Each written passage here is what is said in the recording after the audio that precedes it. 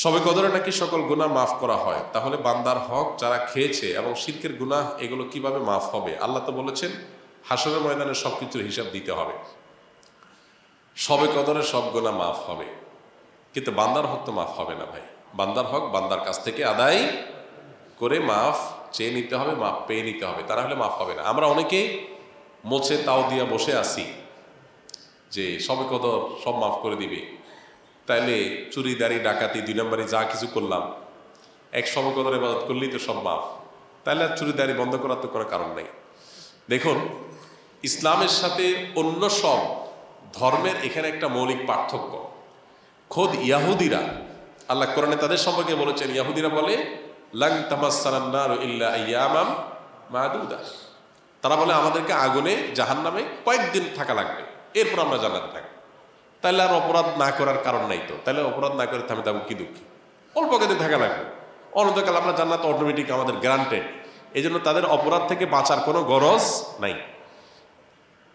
খ্রিস্টানরা মনে করে ঈসা আলাইহিস সালাম তিনি শুলে চড়ে, যদিও তিনি শুলে চড়েন নাই কোরআনের বর্ণনা অনুযায়ী, তিনি আত্মাহুতি দিয়ে আত্মত্যাগ করে আমাদের সমস্ত পাপের দায় তিনি নিয়ে নিছেন। এটা কারা মনে করে? খ্রিস্টানরা। যেহেতু আমাদের সমস্ত পাপের দায় উনি নিয়ে নিছেন, অতএব আল্লাহ আমাদের আর কিছু করবে না, আমাদের পক্ষ থেকে আমাদের নবী নিয়ে নিছে সব। এই জন্য তাদেরও কোনো পাপ না করার ব্যাপারে কোনো গরজ। ইসলাম এমন এক দিন যে দিন বারবার করে কোরআনের পাতায় পাতায় বলেছে ও আল্লাহ তাজিরু ওয়াজিরাতুন বিজরা উখরা, কারোর পাপের বোঝা আর কেউ বহন করতে পারবে না, কোনো অপশন নাই। তুমি পাপ করছো, তোমাকেই পেতে হবে। এই জন্য একজন ইমানদার পাপ করলে সেটা প্রায়শ্চিত্ত করতে হবে। আপনি পাপ করবেন, অন্যের হক নষ্ট করবেন, আর শবে কদরে আপনারা মাফ করে দিবে। জি না, শবে কদরে আপনার ছোটখাটো গুনাহগুলো মাফ করে দিবে, কিন্তু আল্লাহর কাছ থেকে বান্দার হক নিয়ে মাফ পাইতে হলে তারটা তাকে ফেরত দিতে হবে বা তার কাছে মাফ চেয়ে নিতে হবে, তারপর আল্লাহ তাআলা মাফ করবেন। অতএব এ বিষয়ে যেন আমাদের ঘাটতি না থাকে। বেয়াদবি মাফ করবেন, আল্লাহ আমাদের পরীক্ষা করেন, ভালো মন্দ বেছে নেওয়ার জন্য বিবেক দিয়েছেন। আমার প্রশ্ন, আসিয়ার কি দোষ ছিল, তাকে তিনি পরীক্ষা করেছেন? যদি সত্যি তিনি থাকতেন এমন ঘটনা কি ঘটা সম্ভব? তার মানে আর মনে এই প্রশ্ন আসার কারণে আমি কি নাস্তিক হয়েছি, আমার কি কালিমা পড়তে হবে? দেখুন, মনে প্রশ্ন আসাটাই নাস্তিক হওয়ার কারণ না। মনে প্রশ্ন আসতে পারে। নবী করিম সাল্লাল্লাহু আলাইহি সাল্লামের কাছে একজন সাহাবী বলেছেন, হে আল্লাহর রাসূল, আল্লাহ সম্পর্কে আমার মনের মধ্যে যখন প্রশ্ন আসে তখন আমি বেচাইন হই, অস্থির হই, ব্যাকুল হয়েছে, আমার ঈমান চলে গেল কিনা, তো এটা ঈমান ভঙ্গের কারণ কিনা। তখন নবী করিম সাল্লাল্লাহু আলাইহি সাল্লাম বলেছেন, যাকা নাফসুল ঈমান আও কামা ওয়ারাদা ফিল হাদিস, যে তোমার মনের মধ্যে আল্লাহ সম্পর্কে কোনো নেগেটিভ চিন্তা আসার পর তুমি যে টেনশন করতেছো ঈমান গেল কিনা, এর মানে হলো তোমার মধ্যে ঈমান আছে, তুমি ঈমানকে রক্ষা করার চেষ্টা করতেছো।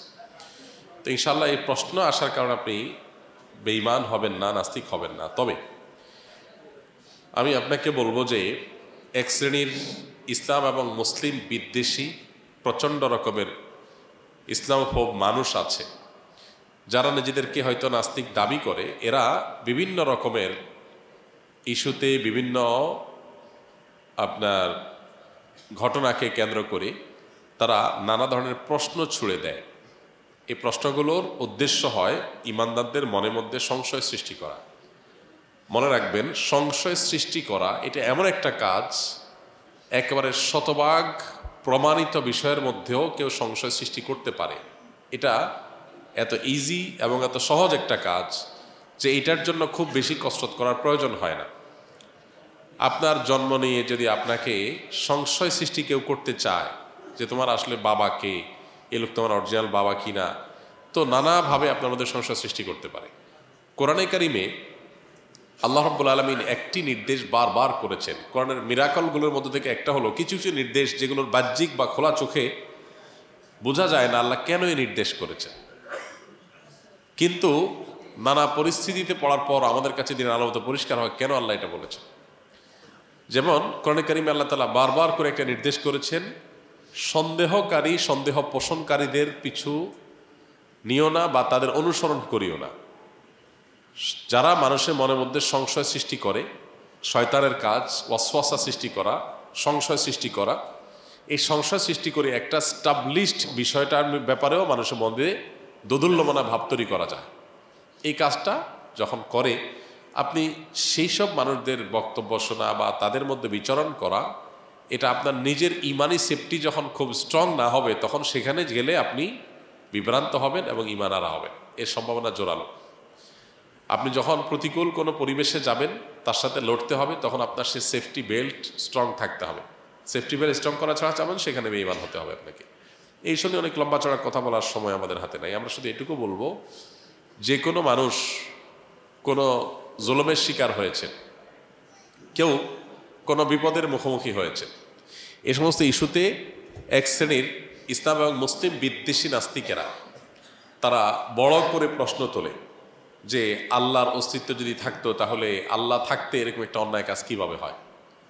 এটা খুবই হাস্যকর একটা প্রশ্ন। কেন হাস্যকর প্রশ্ন? আল্লাহ তাআলা তো পৃথিবীটা তৈরি করেছেন, এখানে যাকে যা খুশি করবার সুযোগ দিয়েছেন। বিচার দিবস আল্লাহ তাআলা কেন কায়েম করেছেন? যদি পৃথিবীতে সব কিছু সিস্টেম মতোই চলবে, তাহলে আর ইয়াউমুল আখিরার বিচার দিবস কেন? জান্নাত জাহান্নাম কেন? এই প্রশ্নটাই একটা অবান্তর প্রশ্ন।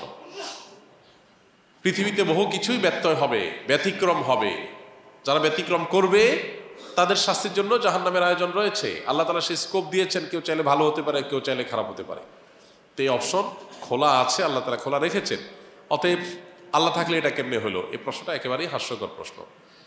আল্লাহ তাআলা কি বলেছেন যে পৃথিবীতে কোনো ব্যত্যয় তিনি হতে দিবেন না, কোনো অন্যায় হতে দিবেন না? আল্লাহ নিজেই তো শয়তানকে সৃষ্টি করেছেন যাতে করে শয়তান তার শয়তানি করে, আর মানুষকে চ্যালেঞ্জ দিয়েছেন যে সে চ্যালেঞ্জ ওভারকাম করে সে সৎ পথে টিকে থাকবে, তারপরে জান্নাত পাবে। এই তো এই যে পরীক্ষা, আল্লাহ বলেছেন যে আল্লাযী খালাকাল মাউতা ওয়াল হায়াতা লিয়াবলুয়াকুম আইয়ুকুম আহসানু আমালা।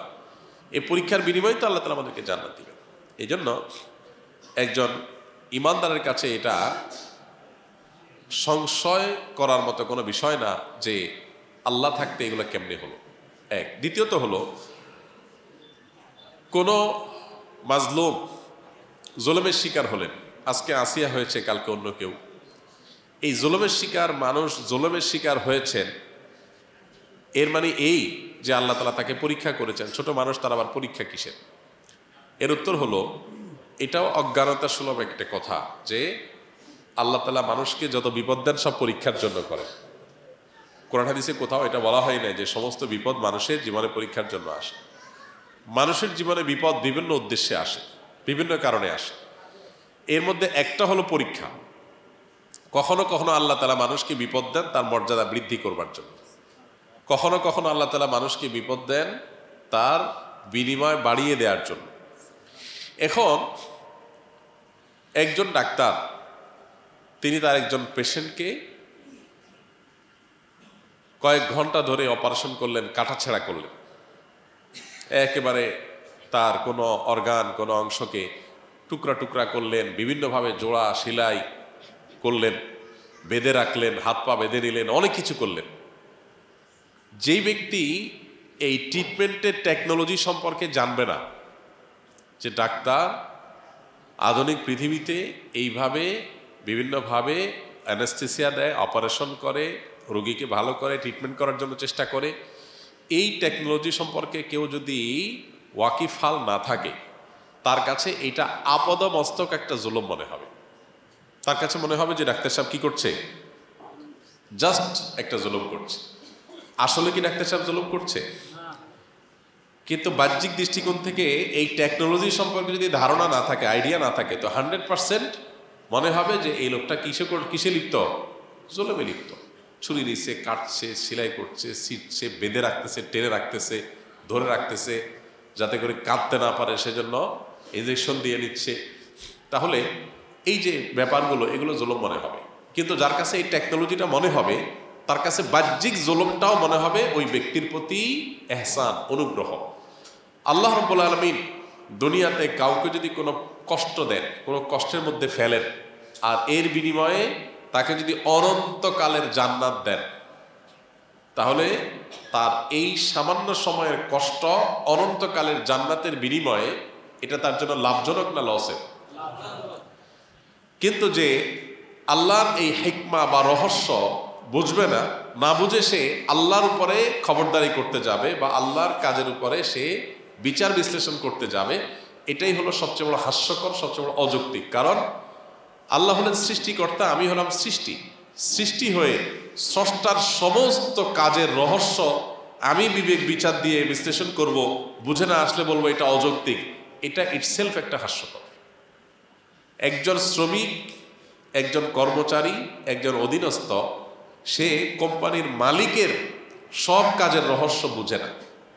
কোম্পানির মালিক কেন এখানে ইনভেস্ট করছে, কেন এখানে যাচ্ছে। অনেক কোম্পানির দেখবেন সাধারণ ড্রাইভার, পিয়ন বা সাধারণ পর্যায়ের শ্রমিক যারা আছেন, তারা অনেকে দেখবেন যে নানা রকম প্রশ্ন তোলে মালিকের উপরে, আমাদের মালিকের মাথা নষ্ট হয়ে গেছে, অযথা এখানে টাকাটা ঢালতেছে। দেখবেন অনেক পণ্ডিতই করে এরকম, অনেক নিচের দিকে কাজ করা শ্রমিক আছে। তো এই শ্রমিকের যে পণ্ডিতি, এই পণ্ডিতিটা আদতে হাস্যকর। কেন হাস্যকর? কারণ মালিক তার যোগ বিয়োগ যতটা বুঝবেন, এই শ্রমিক এই বেচারা তো এটা বোঝার কথা না। যদি বুঝতে তাহলে নিজেও এরকম ব্যবসা প্রতিষ্ঠানের মালিক হয়ে যেতেন। তার সে আইডিয়া নাই, যোগ বিয়োগটা তার কাছে, তারটা আছে, শ্রমিকের কাছে মনে হতে পারে এরকম। এখন সে তার নিজের বিবেক দিয়ে যদি মালিকের বুদ্ধিকে মাপা শুরু করে দেয় এবং সেটার লজিক ইলজিক্যাল এগুলো ঠিক করে, তাহলে এটা ইটসেলফ একটা হাস্যকর বিষয়। দেখুন, আমরা এর আগে বিভিন্ন এক্সাম্পলে বলেছিলাম, ধরুন বিদ্যুতের টেকনোলজি সম্পর্কে কারো ধারণা নাই। আজ থেকে 200 বছর আগের কোনো মানুষ, তিনি যদি রাস্তার ধারে বিদ্যুতের যে তার জঞ্জাল পেঁচানো আছে এগুলো যদি কেউ কেটে দেয়, কেন? কারণ রাস্তাটা ময়লা দেখা যাচ্ছে, নোংরা দেখা যাচ্ছে, তার কতগুলো ঝুলে আছে, জন্য কেটে তিনি পরিষ্কার করে দেন। কাজটা কি ভালো না খারাপ? কোন অর্থে খারাপ। এই তার কাটার কারণে বহু হসপিটালে লাইন কানেকশন ডিসকানেক্ট হয়ে বহু আইসিইউ রোগী মারা যেতে পারে। এই তার কাটার কারণে বিদ্যুৎ চলে যেয়ে বহু মানুষের বহু ক্ষতি হতে পারে। এই অর্থে খারাপ। এখন এই খারাপটা তো আমরা বুঝছি যারা বিদ্যুতের টেকনোলজি সম্পর্কে জানি। যে জানে না তার কাছে এটা ভালো না খারাপ? তার কাছে ভালো, সে একটা ময়লা আবর্জনা পরিষ্কার করছে। তো লজিক দিয়ে যদি মানুষ সঠিক আর ভুল, ভালো আর মন্দ নিরূপণ করতে যায়, কোনো দিনই সেটা সম্ভব না। আজকে আপনার কাছে যেটা লজিক্যাল, 200 বছর পরে সেটা ইলজিক্যাল হতে পারে। বিদ্যুৎ যখন আবিষ্কার হয় নাই তখন এই তার কেটে দেওয়াটাই লজিক্যাল ছিল, এখন এটা কাটাটা ইলজিক্যাল। অতএব আল্লাহ রাব্বুল আলামিন কাউকে কোনো বিপদ দিয়েছেন, এর পিছনে হাজারো রহস্য থাকতে পারে, হাজারো যোগ বিয়োগ থাকতে পারে, অবশ্যই আছে, যেটা আমার হয়তো বুঝে আসছে না। আমার বুঝে আসছে না দেখেই যদি আমি এটাকে অস্বীকার করি, তাহলে এবং সে অস্বীকার করা যদি যৌক্তিক হয়, তাহলে বিদ্যুৎ আবিষ্কার হওয়ার আগে কাউকে যদি বলা হতো এখানে সুইচ টিপ দিলে ওখানে লাইট জ্বলবে, এখানে সুইচ টিপ দিলে ওখানে ফ্যান ঘুরবে, সে যদি বলতো মিয়া গল্প দেওয়ার জায়গা না পাও না, হ্যাঁ এখানে টিপ দিলে ওখানে ফ্যান ঘুরবে কিভাবে? তার এই অস্বীকৃতিটা কি যৌক্তিক না অযৌক্তিক? সেই সময়ের জন্য এই অস্বীকৃতিটা যৌক্তিক। আদতে কি সেটা যৌক্তিক? তাহলে আল্লাহর কোনো বিধান বা টেকনোলজি, মানুষের টেকনোলজি বুঝতে না পারার কারণে যদি একটা আপদমস্তক যৌক্তিক জিনিস অযৌক্তিক হয়, তাহলে আল্লাহর টেকনোলজি, যিনি আল্লাহর মানুষের সৃষ্টিকর্তা, যিনি টেকনোলজির সৃষ্টিকর্তা, তার কোনো কাজের রহস্য আমার বুঝে আসে না দেখে আমি বললাম এটা অযৌক্তিক, তাহলে এই জিনিসটাই ইটসেলফ একটা হাস্যকর। কিয়ামত যত নিকটবর্তী হবে, মানুষের ঈমান নিয়ে নানা রকমের সংশয় শয়তান তৈরি করবে। এই জন্যই তো আল্লাহ তাআলার কাছে বারবার করে ঈমানের হেফাজতের জন্য দোয়া করতে হয়। আল্লাহ আমাদেরকে এই সমস্ত সংশয় থেকে আমাদের ঈমানগুলোকে হেফাজত করুন।